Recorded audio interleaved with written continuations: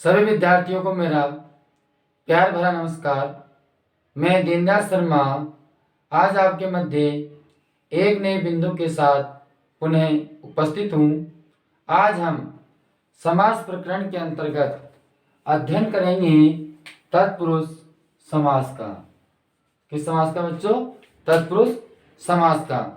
तत्पुरुष समास का सूत्र है प्रायणो उत्तर पदार्थ प्रधाने तत्पुरुषे।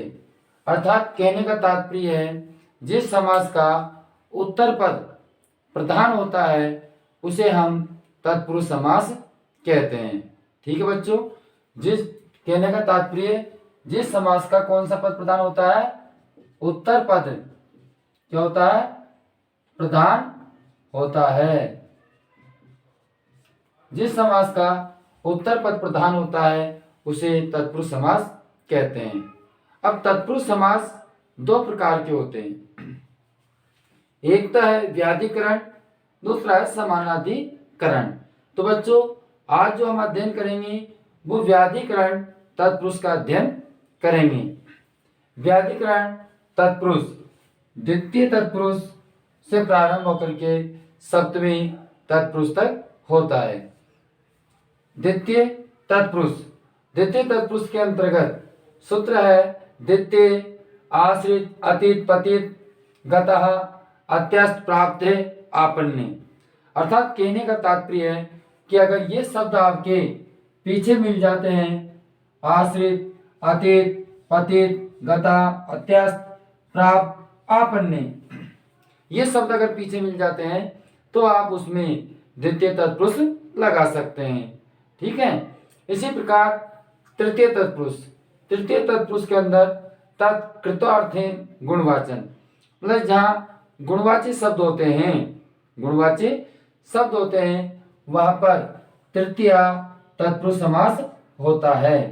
कौन सा समास होता है? तृतीय तत्पुरुष समास होता है। इसी प्रकार चतुर्थी तत्पुरुष समास के अंतर्गत चतुर्थी तत्पुरुष समास में भी कुछ शब्द हैं जिनको देख करके हम पता लगा सकते हैं कि ये तत्पुरुष में चतुर्थी तत्पुरुष है। वह है चतुर्थी तद्यार्थे, मतलब कि उस प्रकार का अर्थ निकले।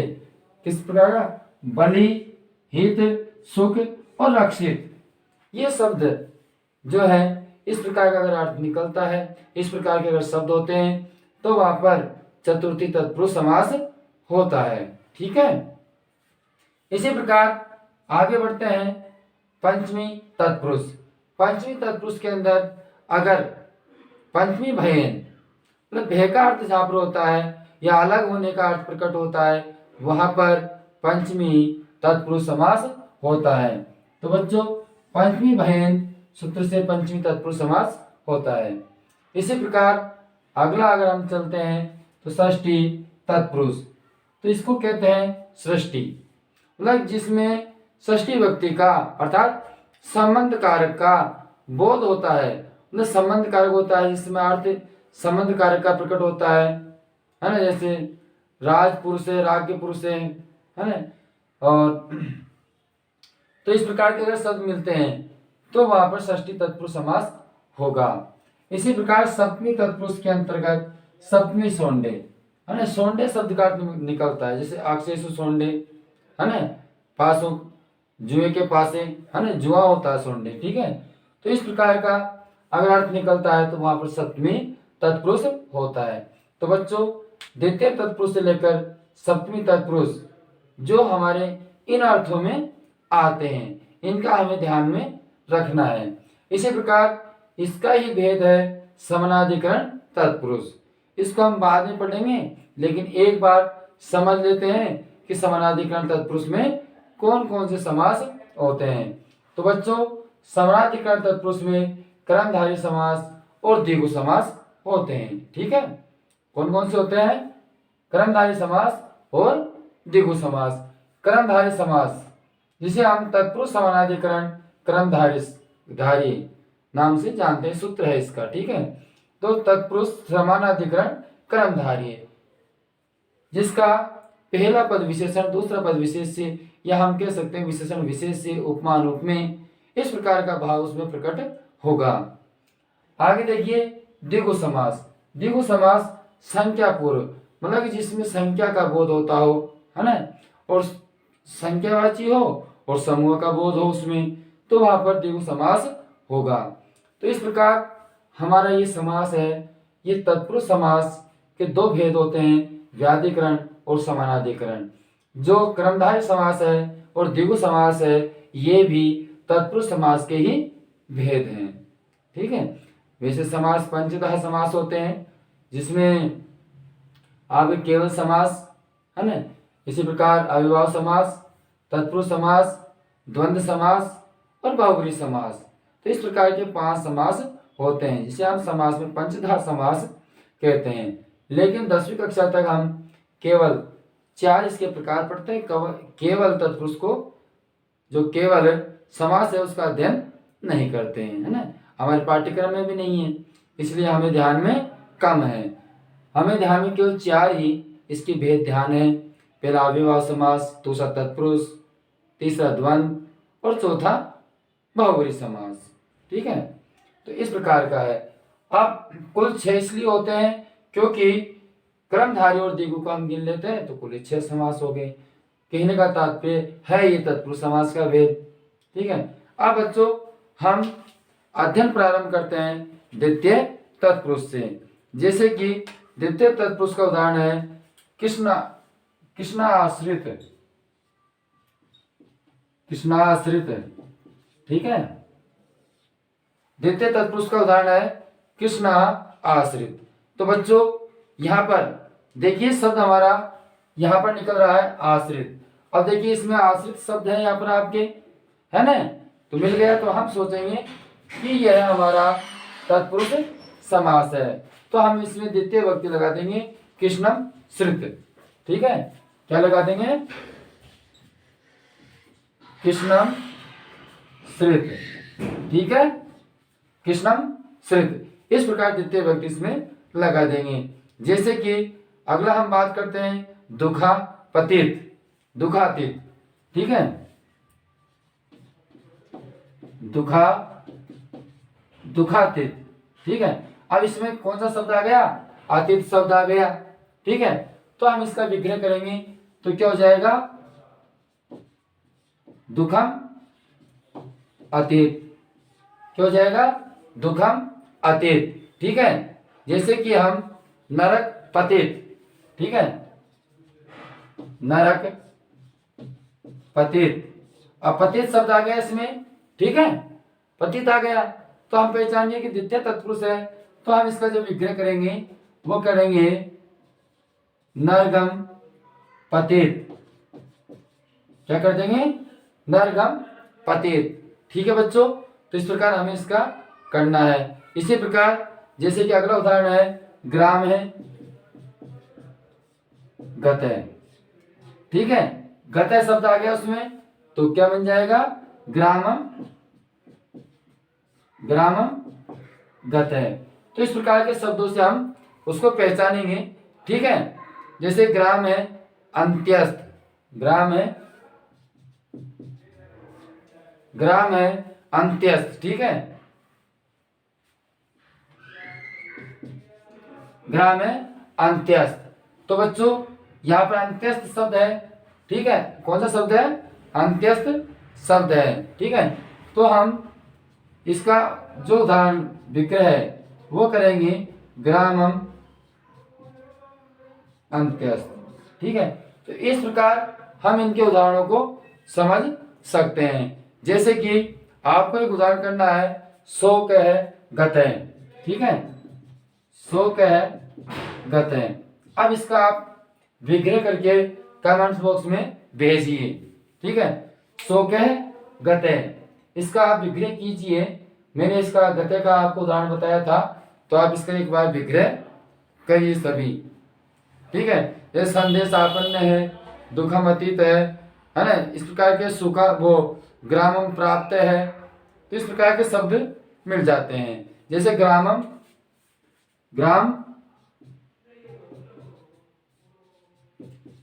प्राप्त है। ठीक है, इसका विग्रह कीजिए, इसका भी आप विग्रह कीजिए एक बार और कमेंट्स बॉक्स में भेजिए। ठीक है, तो ये देते हैं आपके तत्पुरुष के उदाहरण है, कीजिए आप। ठीक है, चलो अब देखते हैं। बहुत अच्छा, बहुत अच्छा है आपका कार्य। तो क्या हो जाएगा, शोकम गतः है। ठीक है, इसी प्रकार यहाँ प्राप्त है तो क्या बन जाएगा, ग्रामम प्राप्त है। ठीक है, क्या बन जाएगा, ग्रामम प्राप्त है। ठीक है, अब हम आगे की चलते हैं तृतीय तत्पुरुष पर। ये तो हमारा कौन सा था बच्चों, द्वितीय तत्पुरुष। ठीक है, ये तो हमने द्वितीय तत्पुरुष के उदाहरणों को देखा है। अब हम तृतीय तत्पुरुष के उदाहरणों को देखते हैं। ठीक है, इसी प्रकार तृतीय तत्पुरुष के उदाहरणों को हम समझेंगे।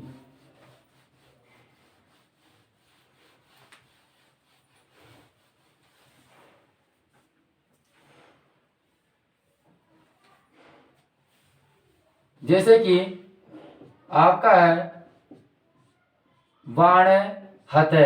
ठीक है, बाण से मारा गया। अब इसमें हमको सहायक वस्तु बन गई, भाई मारा किससे, व्यक्ति को बाण से मारा है, तो तृतीय व्यक्ति किसके योग में होती है, सहायक।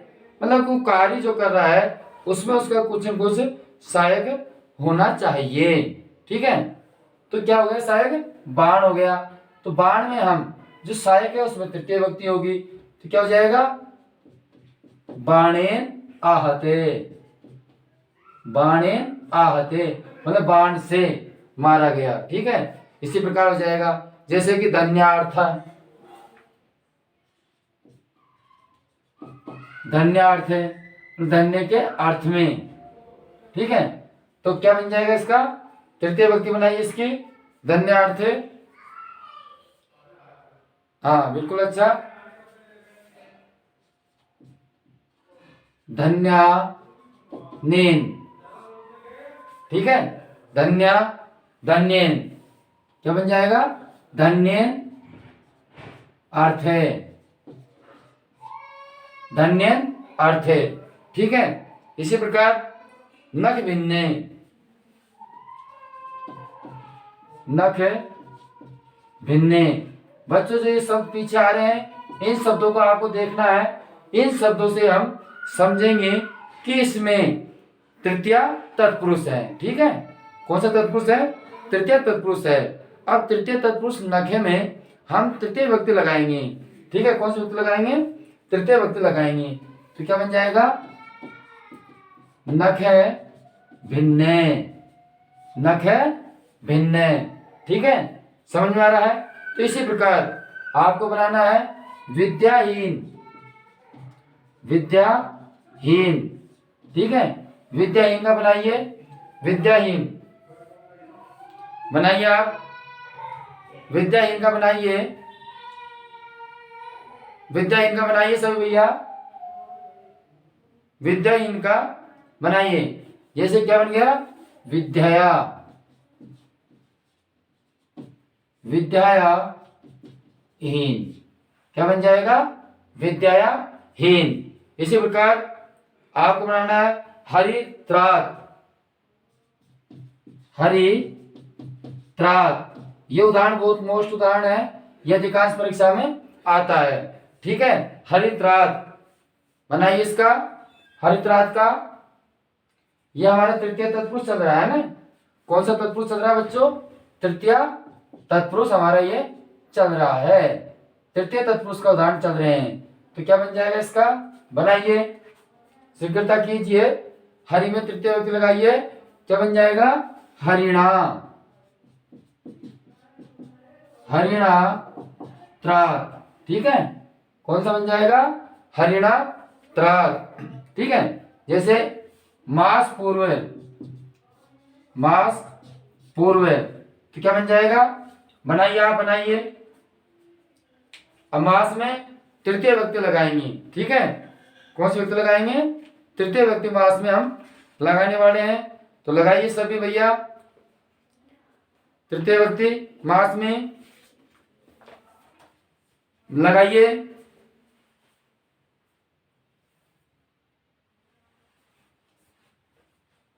हाँ बिल्कुल सही। तो क्या बन जाएगा? मासेन पूर्व, मासेन पूर्व, बिल्कुल सही है। ठीक है, तो इस प्रकार जो हमारे ये शब्द हैं आहाधार्थ भिन्न हीन प्रात पूर्व, ये शब्द आने पर हम कौन सी विभक्ति करेंगे? तृतीया तत्पुरुष करेंगे। ठीक है, समझ में आ गया। अब हम अगला चलते हैं चतुर्थी तत्पुरुष के उदाहरणों की ओर। ठीक है,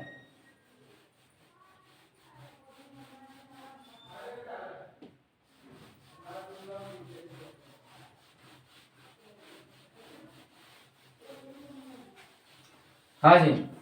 अब देखिए चतुर्थी तत्पुरुष उदाहरण। ठीक है, जैसे कि अब ये बलि हित सुख रक्षित इन अर्थ में होता है। ठीक है, जैसे भूत बलि, भूत बलि।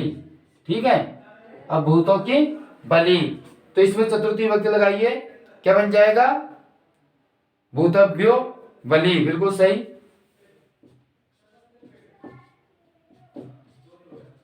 भूतोभ्यो बलि।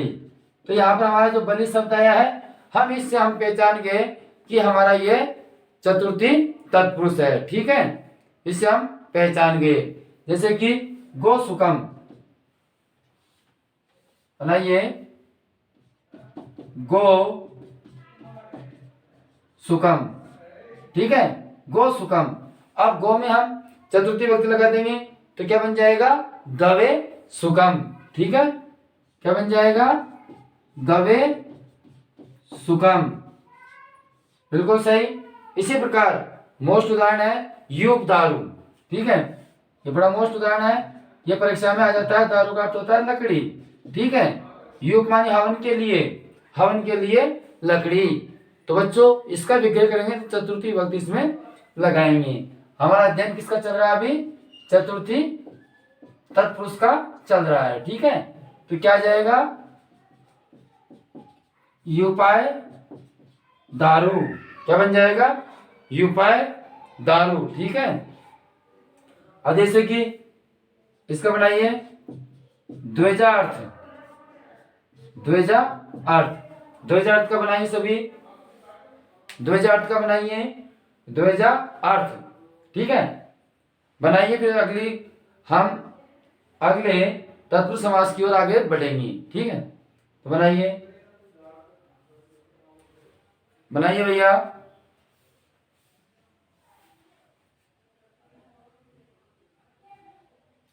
हाँ, द्विजाय अर्थ है, बिल्कुल सही। द्विजाय अर्थ है। ठीक है, तो इस प्रकार के अगर शब्द आते हैं बलि सुख हित, है ना, अर्थ रक्षित, इस प्रकार के अगर सुख आते हैं तो वहां पर हमारे कौन सी विभक्ति होती है?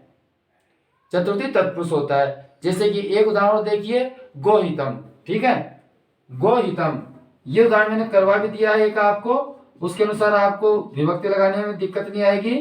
ठीक है, गो का मैंने पहले कराया था गो सुकम, अब मैंने आपको गोहितम कराया है। ठीक है, गो का हित करना चाहिए, गो की रक्षा करनी चाहिए, गाय की रक्षा करनी चाहिए। ठीक है, तो क्या बन जाएगा? बनाइए, बनाइए चतुर्थी विभक्ति लगाइए इसमें।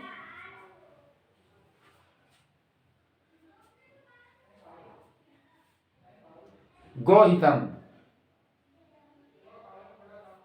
ठीक, बहुत अच्छी बात। तो क्या बन जाएगा? गवे हितम। ठीक है, गवे हितम। अब एक बार आप इन उदाहरणों का स्क्रीनशॉट ले लीजिए, स्क्रीनशॉट ले लीजिए भैया। ठीक है, अब हम आगे चलते हैं पंचमी तत्पुरुष की ओर। ठीक है, अगला जो हमारा उदाहरण है वह है पंचमी तत्पुरुष।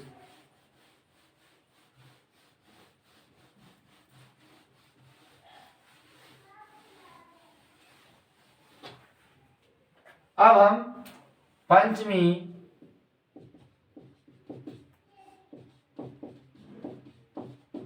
तत्पुरुष का अध्ययन करते हैं। ठीक है, पंचमी तत्पुरुष का अध्ययन करते हैं अब। ठीक है भैया, तो देखिए पंचमी विभक्ति किस योग में होती है? भयन माने भय के योग में। ठीक है, जैसे चोर भयम, जैसे कि आपका शब्द है चोर भयम, तो चोर भयम इसका विग्रह करेंगे तो हम जो पूर्व पद है चोर, इसमें हम विभक्ति लगाएंगे कौन सी? पंचमी लगाएंगे। क्यों? क्योंकि भय आया है, अलग के अर्थ में आया है। तो क्या बन जाएगा? चोरात भयम। ठीक है, क्या बन जाएगा? चोरात भयम। इसी प्रकार अगला बनाइए रोग मुक्त। रोग मुक्त, रोग मुक्त। ठीक है, अब रोग से अलग है, रोग से मुक्त हो गया है, रोग से अलग हो गया है। ठीक है, तो इसको आप बनाइए, बनाइए रोग, हाँ, तो क्या बन जाएगा? रोगात मुक्त। ठीक है, रोगात मुक्त। ठीक है, बहुत अच्छी बात है। इसी प्रकार अगला जो उदाहरण है वो आप लिखिए शत्रु भयम। ठीक है, कौन सा? शत्रु भयम। ठीक है, अब शत्रु में आपको पंचमी विभक्ति लगानी है, लगाइए और इसको बनाइए, बनाइए।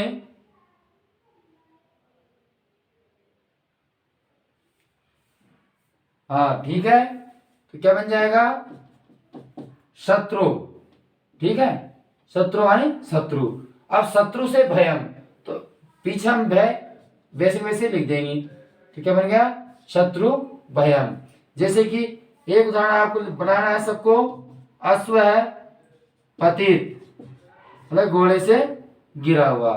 तो अब अश्व में पंचमी विभक्ति बना लगा करके आप इसको बना सकते हैं। ठीक है, तो कैसे बनेगा? बनाइए,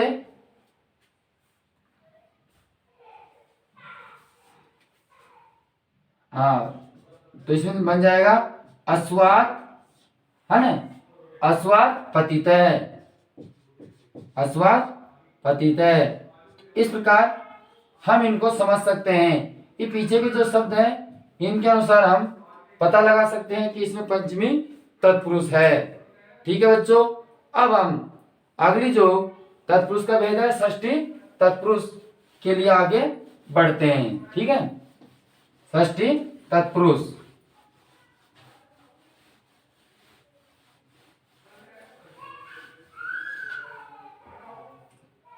अगला है हमारा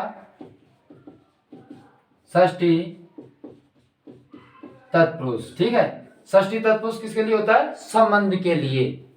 किसके लिए है? संबंध के लिए षष्ठी तत्पुरुष होता है। ठीक है, जैसे कि राज्य पुरुष है, मतलब राजपुरुष कह सकते हैं इसे हम।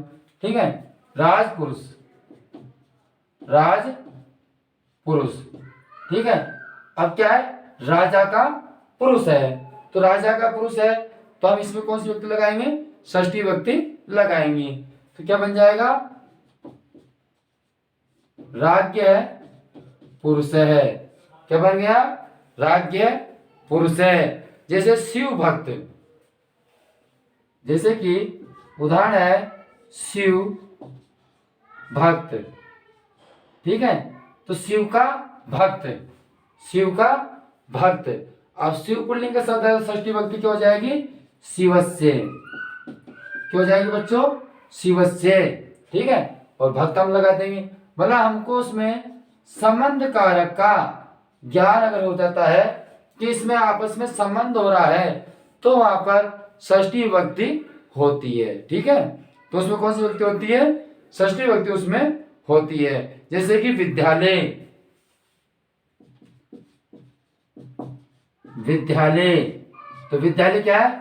विद्या के लिए आले, विद्या के लिए आले, तो वो क्या हुआ? विद्यालय।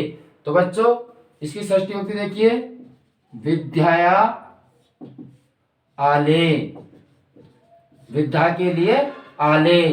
ठीक है, तो ऐसे ऐसे बनाना होता है। अब जैसे आपको बनाना है फुर्ती से सभी भैया बनाइए। देव पूजा, सभी भैया बनाएंगे देव पूजा का। बनाइए सभी भैया, बनाइए देव पूजा, देव पूजा का बनाइए। और देव मंदिरम, देव मंदिरम, दोनों का आप बनाइए। बना करके फुर्ती से आप कमेंट्स बॉक्स में भेजिए। और सभी भैया जिन्होंने अभी तक वीडियो को लाइक नहीं किया है तो वीडियो को लाइक भी करें, ठीक है। बनाइए।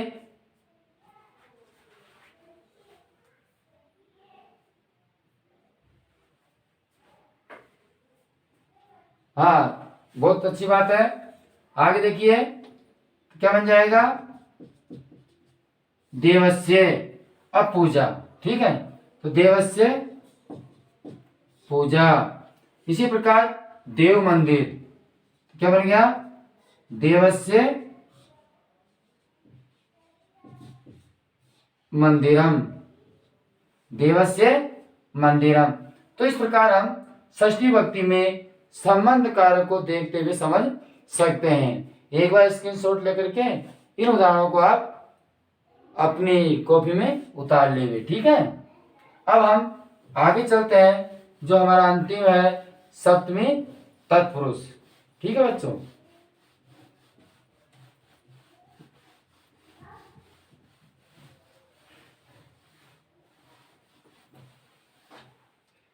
सप्तमी तत्पुरुष। अब सप्तमी तत्पुरुष में आपको ध्यान देना है कि जैसे कि अक्ष सोंड, अक्ष सोंड, ठीक है। मैंने कहा क्या लिखा है, सप्तमी सोंडे, ठीक है। तो अपन इसमें सप्तमी विभक्ति लगाएंगे। कौन सी विभक्ति लगाएंगे, सप्तमी विभक्ति। तो अक्ष, तो क्या बन जाएगा, अक्षेषु, ठीक है। अब सोंड को हम वैसे वैसे ही लिखेंगे, अक्षेषु सोंडे, अक्षेषु सोंडे, ठीक है। जैसे कि धुत कितौ, धूत कितौ, धूत कितौ। अब इसको बनाइए तो क्या बन जाएगा, धूते कितौ, ठीक है। क्या बन जाएगा, धूत कितौ, ठीक है। तो इस प्रकार के शब्द आ जाते हैं, है ना। तो उसमें हमारे सप्तमी विभक्ति होती है।